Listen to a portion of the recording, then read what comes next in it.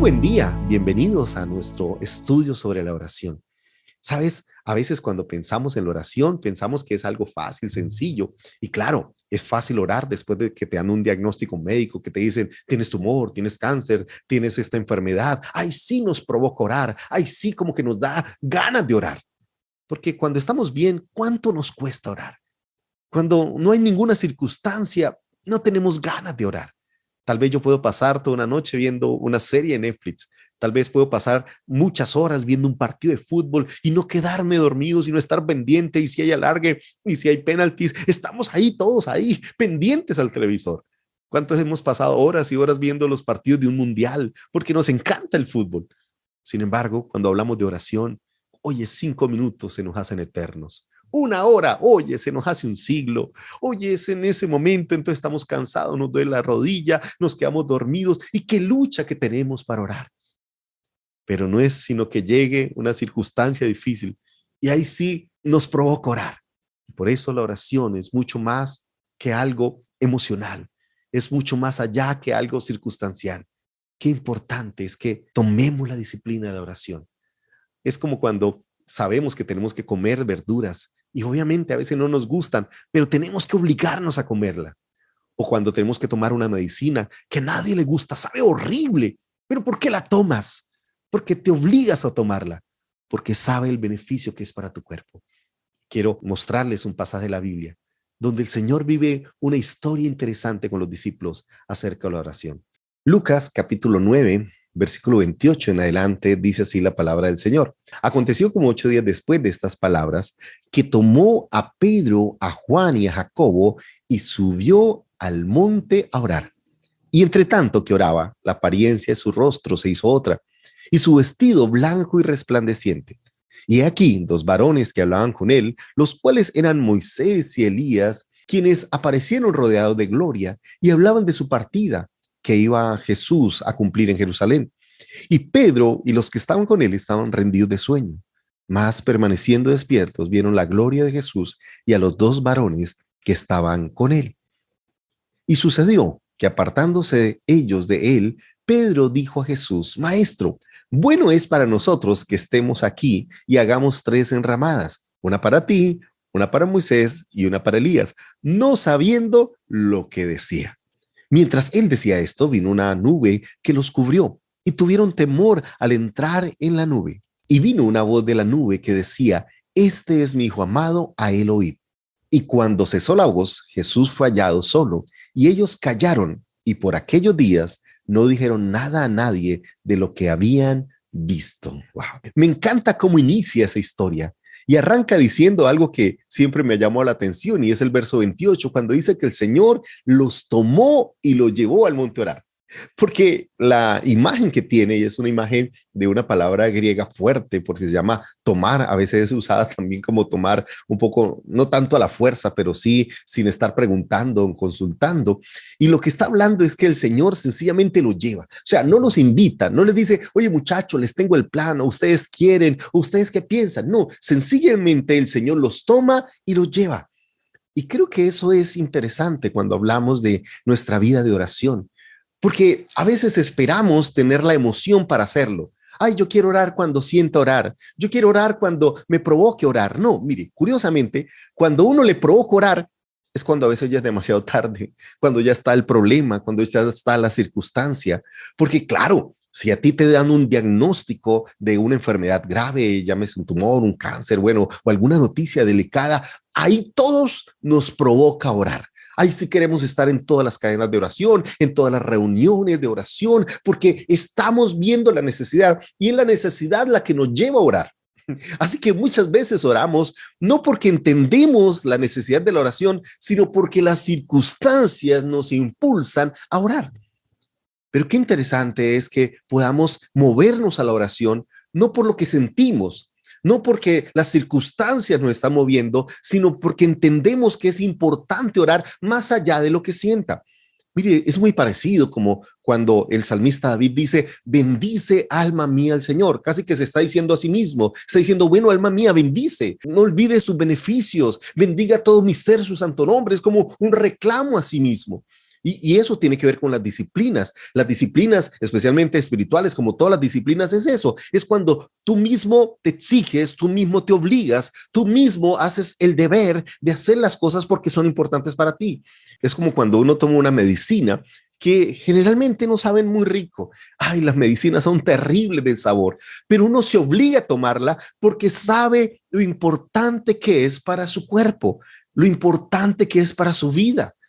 Hay personas que le cuesta comer el tema de las verduras. Sin embargo, se exigen a comerlas, a tener una mejor vida, una mejor alimentación, una comida saludable, no porque su cuerpo le está pidiendo unos brócolis, no porque el cuerpo le está diciendo, ay, tan rico, unas habichuelas, una zanahoria. No, no, no. Es porque sabe la necesidad que tiene en su cuerpo. Es porque sabe que una buena alimentación repercutirá en una buena vida, en una buena calidad de vida. Entonces, uno se obliga a sí mismo en tomar buenas actitudes.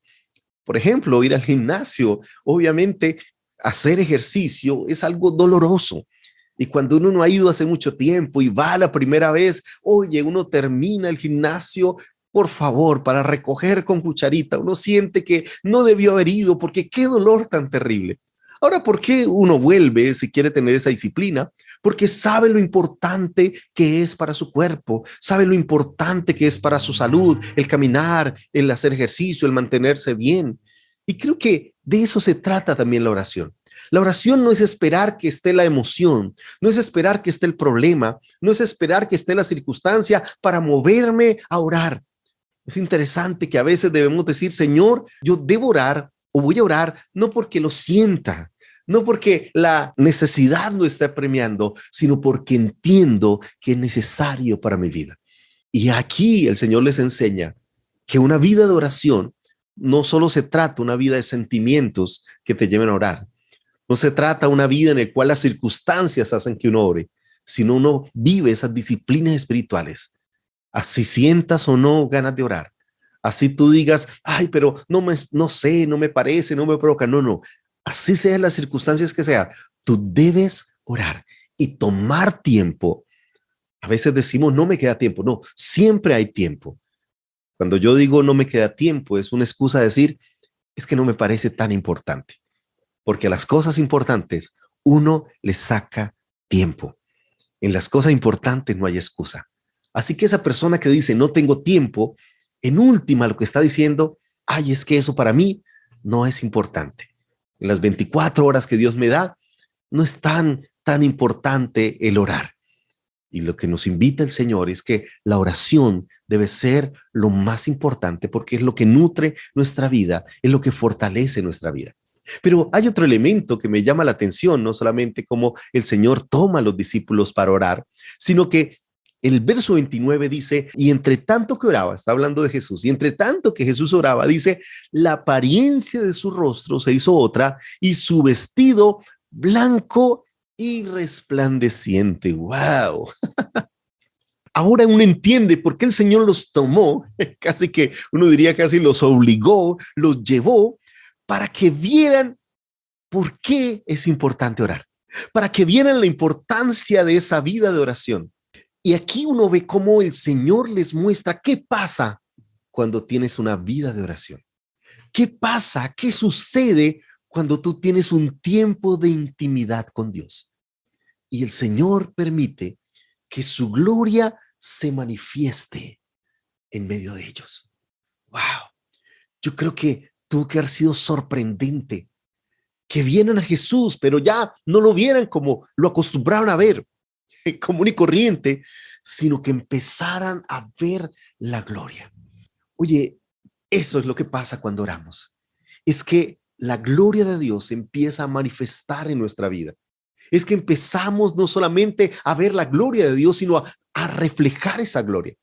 No sé si recuerdan cuando Moisés estuvo allí en esos 40 días y 40 noches en el monte orando, en esa intimidad con Dios, hablando con Dios. ¿Qué pasó cuando descendió? ¿Qué pasó cuando pasó ese tiempo con Dios y bajó y se encontró con el pueblo? Dice la Biblia que su rostro era resplandeciente al punto que la gente no soportaba mirarlo y tuvieron que cubrirle el rostro. Y uno diría, pero ¿por qué cubrirle el rostro? Por eso, porque la gloria era tan evidente, era tan impactante que, wow, ellos casi que no podían soportarla. Ahora, ¿dónde obtuvo esa gloria? No la obtuvo mirando todas las series de Netflix o todas las series de televisión. No la obtuvo sencillamente perdiendo tiempo en juegos o en novelas o en distracciones. No, fue el resultado de la intimidad con Dios.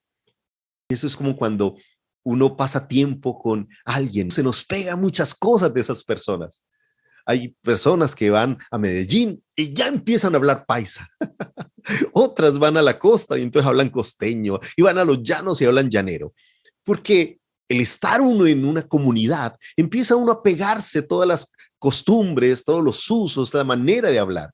Y si vamos a otros países, Argentina, pues, y empezamos entonces a hablar argentino o mexicano, pues, órale, manito. El tema es que cuando uno está con alguien, uno empieza a tomar muchas cosas de esa persona. Pues cuando pasamos tiempo con Dios, empezamos a pensar como Dios, empezamos a hablar como Dios, empezamos a vivir como Dios, empezamos a experimentar en nuestra vida la presencia de Dios, y esa presencia se va a notar. Hay una canción que escuchaba cuando era adolescente, es una que todos conocemos, o bueno, muchas personas conocen, donde dice: quiero ser más como tú, ver la vida como tú, saturarme de tu espíritu y reflejar al mundo tu amor. ¿Sabes? Cuando tú y yo oramos, empezamos a reflejar la gloria de Dios. Por eso, si queremos reflejar la gloria de Dios, tenemos que impregnarnos de esa gloria. Y para impregnarnos de esa gloria, necesitamos estar en su presencia. Es en la medida que tenemos esos tiempos de oración, es en la medida que vivimos en esa comunión con Dios, que la gloria de Dios se hace visible, se manifiesta en nuestra vida, que empezamos a hacer que esa presencia de Dios pueda brotar en nuestra manera de hablar, en nuestra manera de actuar. Y yo creo que es la invitación del Señor. Cuando el Señor lleva a los discípulos, no solamente para descrestarlos o para generarles envidia, los está para enseñarles qué es lo que pasa cuando uno está en esa intimidad con Dios. ¿Qué es lo que pasa cuando uno tiene esa disciplina de oración? Así como cuando alguien va al gimnasio por unos meses, un año, 2 años, 3 años, oye, ese gimnasio se le empieza a notar. Su cuerpo se le empieza a notar, sus músculos se empiezan a notar. O sea, y es fácil que alguien te diga: oye, estás yendo al gimnasio, ¿verdad? Te veo bien. Y alguien dice: sí, estoy yendo al gimnasio, porque se le nota. Sí, yo creo que algunos de nosotros no se nos no, o se nota que no hemos ido al gimnasio, porque ir al gimnasio obviamente va a repercutir en nuestra apariencia física. Pues cuando pasamos tiempo con Dios, cuando pasamos tiempo con la palabra, cuando pasamos tiempo en intimidad con Dios, esa presencia de Dios se nos nota y es fácilmente visible y es fácilmente identificable. Sin embargo, hay otro elemento que a mí me encanta, y es el verso 32. Dice la palabra del Señor que y Pedro y los que estaban con él, o sea, Pedro, Jacobo y Juan, dice que ellos estaban rendidos de sueño. Y este es un texto que me encanta porque nos recuerda la humanidad. Los discípulos no eran ángeles. Para ellos orar también era difícil, porque a veces nosotros nos cuestionamos y a veces nos damos duro. Ay, pastor, yo quise orar, pero como dijo un concejal aquí en Colombia, dijo: es que yo sufro de sueño. No me pongan a madrugar porque a mí en las mañanas me da mucho sueño. Oye, eso solo pasa en Colombia, qué descaro.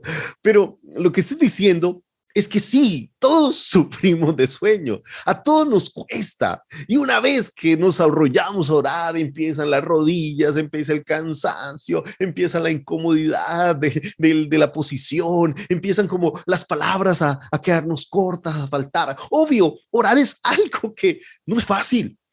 Y que de una u otra manera, por no tener esa disciplina espiritual, pues nos cuesta disfrutarlo y acostumbrarnos y tener esos largos tiempos de oración con Dios.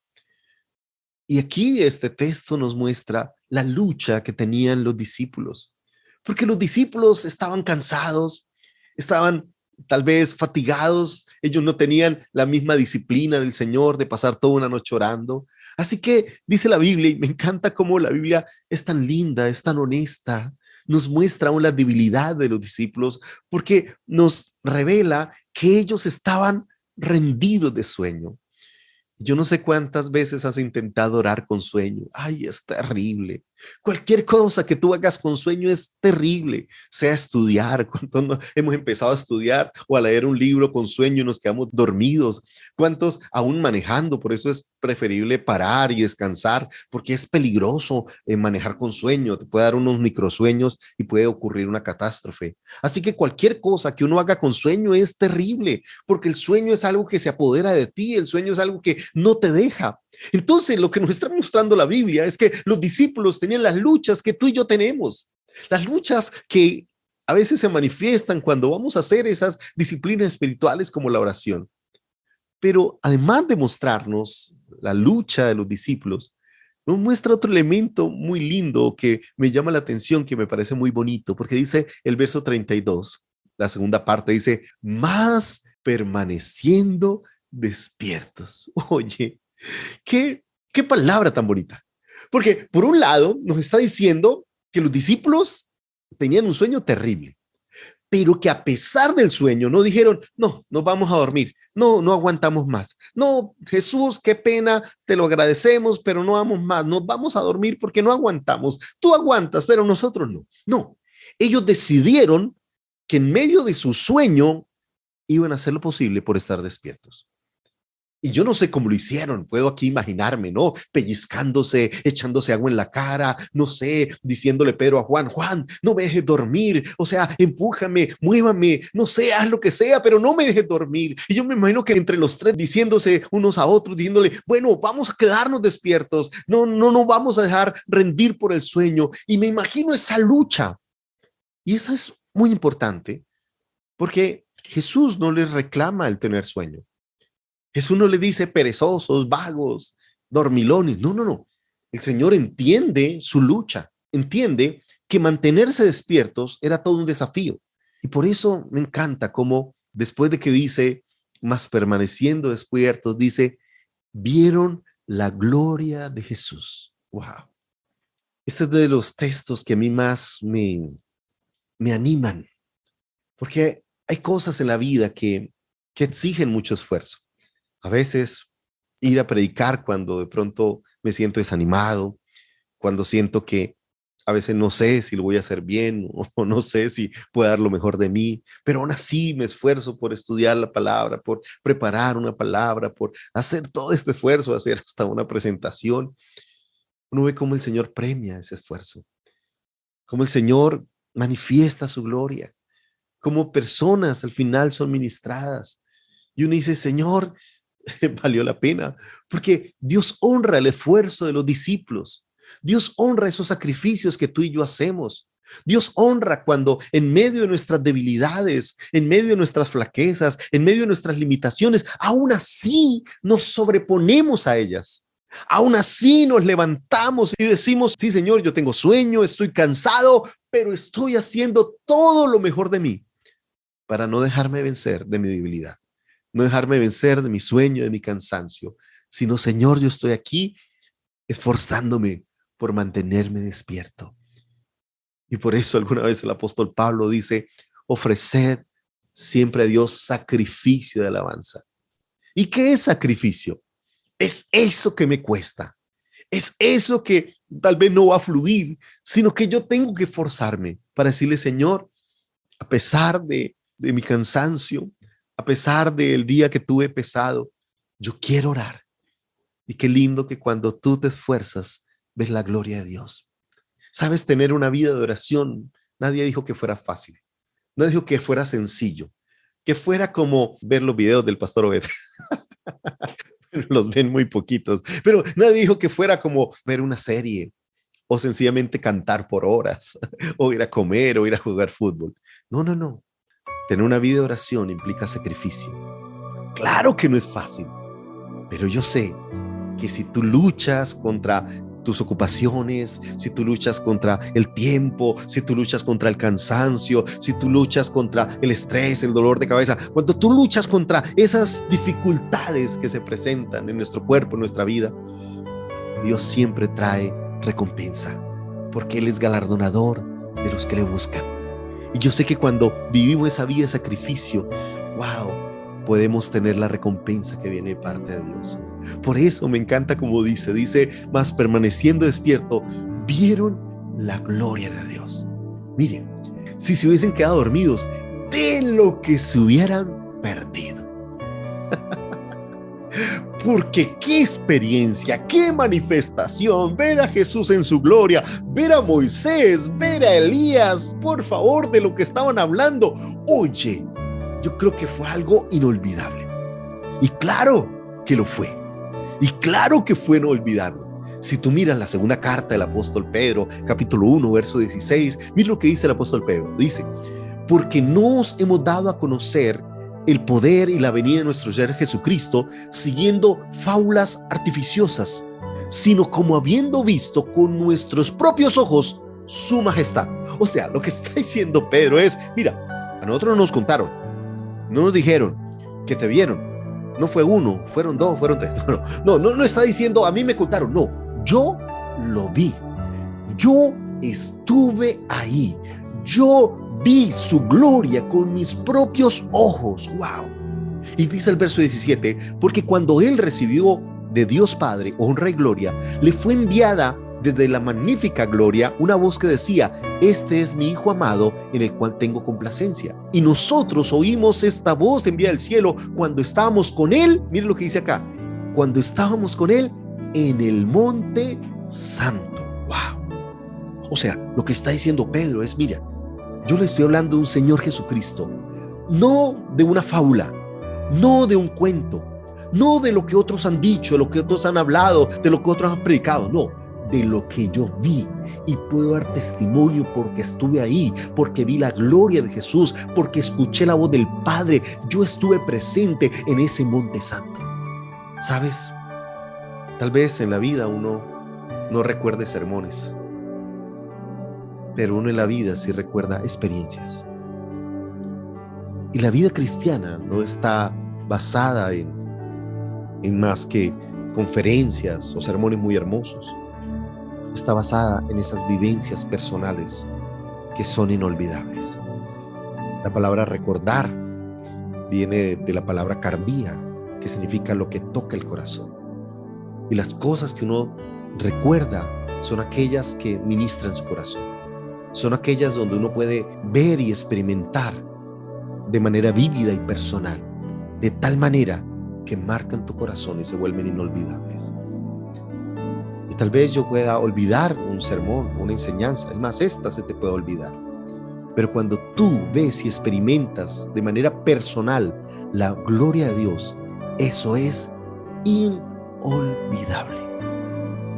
Por ejemplo, yo recuerdo la primera vez que hablé en lenguas, que sentí la presencia del Espíritu Santo en mi vida, que Dios se hace real para mí.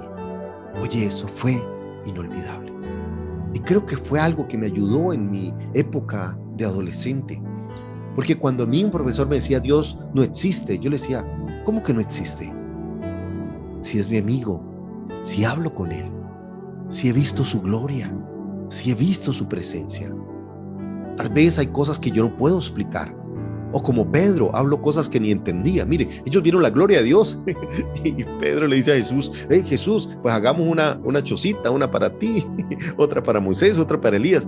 Y mire lo que dice la misma Biblia, no sabiendo lo que decía. O sea, Pedro estaba viendo la gloria, pero ni siquiera se estaba entendiendo qué significaba esa gloria. Ni siquiera estaba entendiendo lo que estaba viviendo. Sí, hay cosas en la presencia de Dios que yo he vivido que tal vez van más allá de la razón, que van más allá de la lógica, que si te las contara tú dirías, uy, el pastor, ¿qué le pasó? Se volvió loco. ¿Qué ocurrió con él? ¿Por qué habla de eso? Sí, porque va mucho más allá de lo que puede entender. Y eso que me presto de ser alguien medianamente inteligente, que trata de razonar aún la misma palabra de Dios para presentarla coherente, organizada, esquematizada.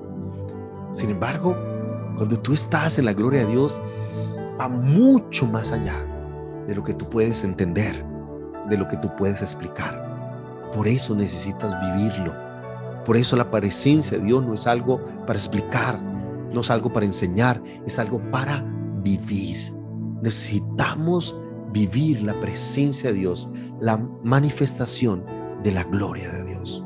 Y creo que es la invitación del Señor. Y el mismo Pedro dice, mire, yo fui testigo de la gloria. Yo fui testigo de esa presencia. Yo fui testigo de esa manifestación de la gracia. Yo fui testigo de primera mano de la presencia de Dios.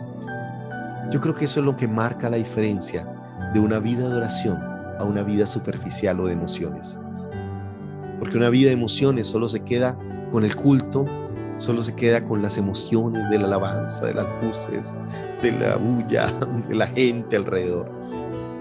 Pero aquellos que viven esa vida de intimidad con Dios, wow, ven la misma presencia de Dios.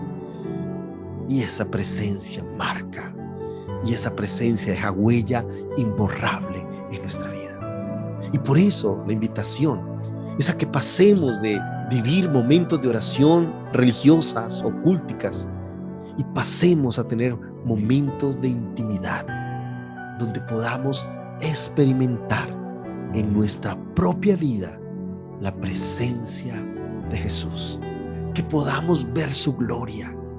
Y yo sé que en la medida que caminemos con el Señor, que caminemos en la gloria de Dios, vamos a empezar a reflejar en nuestra vida esa gloria.